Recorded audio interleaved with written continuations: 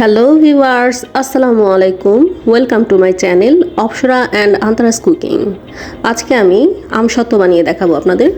এখানে আমি 2 কেজি আম নিয়েছি। এই গোটা আমগুলোকে আমি ভালো করে ছুলে কেটে নিব। আমরা প্যানে কিছু পানি দিয়ে আমগুলোকে লবণ দিয়ে সিদ্ধ করব। সিদ্ধ হয়ে গেছে আমগুলোকে সুন্দর করে। এখন আমরা ঘুটে নিব,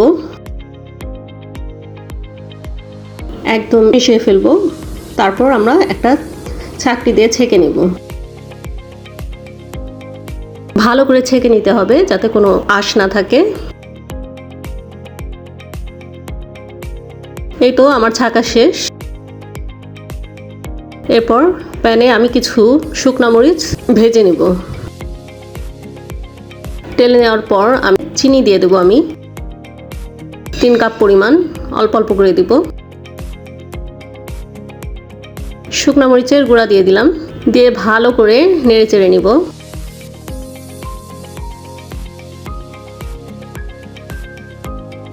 লবণ দিয়ে দিলাম পরিমাণ মতো। তারপর আমি মরিচগুলোকে পিষে নিলাম, তারপরে আমি ওটা দিয়ে দিলাম। তারপরে নেড়ে চেড়ে নিব। 5 ফোড়ন দিয়ে দিলাম। আবার চিনি দিয়ে দিলাম। ট্রেতে আমি তেল মেখে নিলাম। তারপর আমি আমগুলো খানিকক্ষণ জাল দেওয়ার পরে ঢেলে দিলাম ট্রেতে।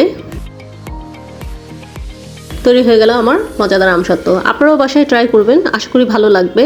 আল্লাহ হাফেজ, আসসালামু আলাইকুম।